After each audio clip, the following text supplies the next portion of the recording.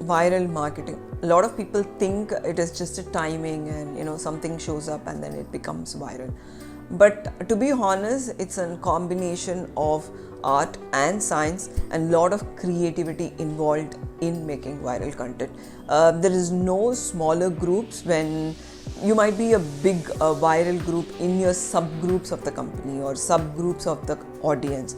Maybe you are operating out of Coimbatore or Trichy and you think you are pretty big there, and there is no smaller viral group at all. It could be just a mail, or it could be just a viral video, or it could be a viral message that's spreading as a word of mouth, or something reshared multiple times.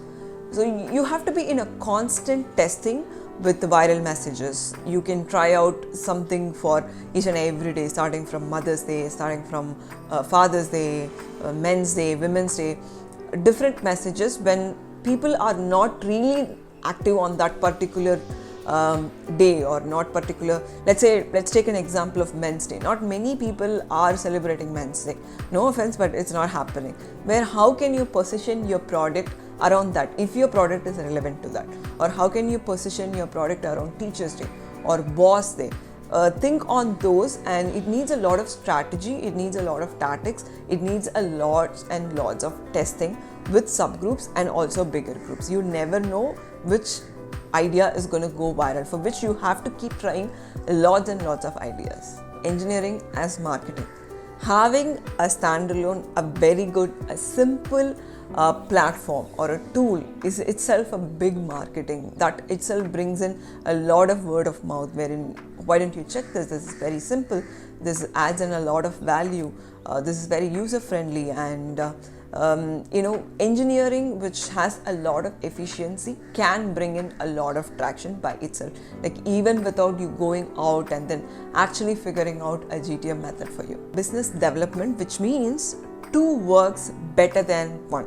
How can you club your business with something relevant to you? Let's say you have a product related to baby care, and how about you can have a partnership with a hospital, or a partnership with someone who is a pediatrician, or a hospital which cares about childcare, and how can you club together and have the traction work for both of you? For this, it doesn't just happen with one partnership, it should have a pipeline of partnership. You have to find the top 10 potential partnership which would work for both you and them. In this case, you cannot go very big where they might not really respect your product, or they might not really consider your team or your product as something that can have partnership with them, where you can figure out something on your level, or something 1x or 2x a level upper than you. So the chances of you winning the partnership is much higher. Sales, yes, of course. After you build everything, take it to the market it however you want, and at the end of the day, the sales should happen.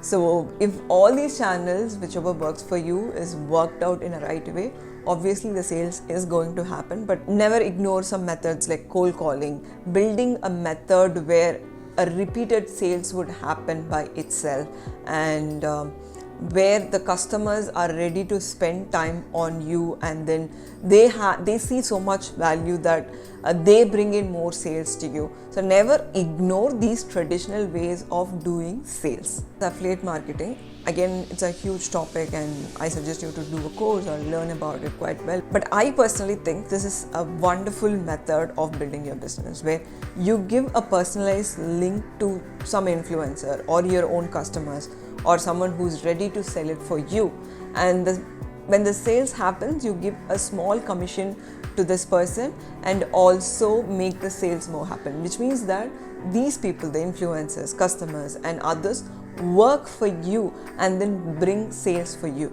So this is a beautiful method. Not many knows about it. A lot of people also think it is a very salesy method, but it is not. If you go inside and then learn about it, it's a beautiful method, and see how this can be leveraged for your product, and keep the payout simple, keep the money disbursement simple, so more and more people are engaged, and then they reach out to you, and they don't even have to have a lot of conversation with you for each and every partnership. It's just a link, they just take it, and then when the business happens through their blogs, through their YouTube channels, through their through their other working channels, and then they get the money.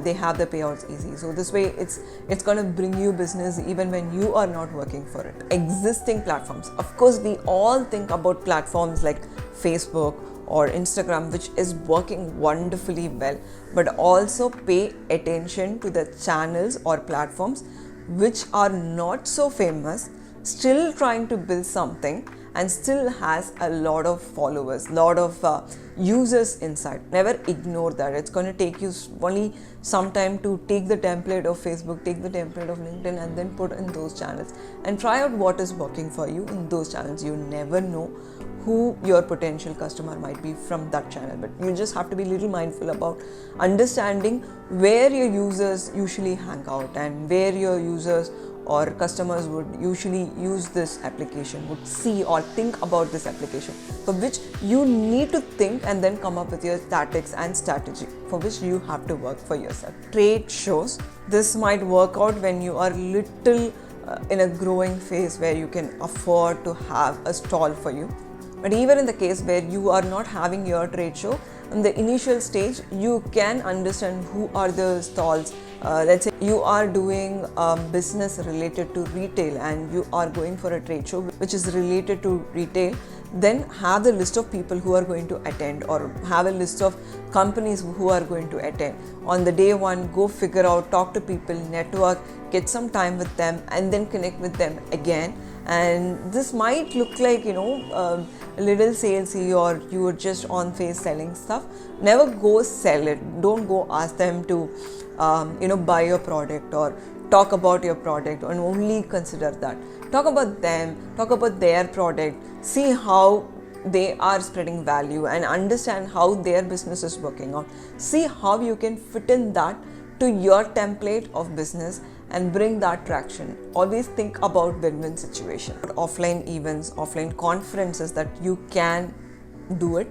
But I think during this time, of course this book was written like probably 2 years back or something, but in this current rate, I think an online conference is much cheaper, and it can bring in lots and lots of people. You can bring any type of speaker that you want. Now it has become much cheaper and much efficient than the offline events. Of course, next one is the speaking events. As a founder, try to speak in multiple events, and again, don't sell your product. Go talk about, it could be as simple as colleges, or it could be a big conference, or a small webinar, or it could be a podcast. Utilize every single opportunity and also see how this can help you, your brand's DNA, and also the listeners who are listening to this product, and tailor made your public speaking related to them. And it doesn't have to be as simple as the college students pitch to the event where you are talking to potential investors or potential biggies and partners, and you have to tailor make your public speaking and practice and do a lot of research about the content. And if you are someone who is very timid, I've created some videos related to that, and I think you should go check them on my description box. Create a content and always tell a story, and always create a story that would resonate with the people, that would resonate with the listeners, and then where they will think about it at least for 1 to 2 days, your whole story, because that's the only way that you can enter someone's mind and then present and live there. There's no other way, no matter how many numbers you show, how much metrics you show. Of course, telling a story is the most easiest way. The last chapter, the author is talking about community building, which is personally something that I also believe in, because it is cheap. At the same time, it brings in lots and lots of opportunities and as well as the value to the community members. For this, my personal advice in creating a community, of course, I can create a whole video about how to create a community if you are interested. But on a tip of the iceberg, I can tell you that maintain the quality, maintain your rules, very strict and very consistent from the beginning, so people know what to expect from the community. And this community is also, remember that this community is not about your product, it is about your users.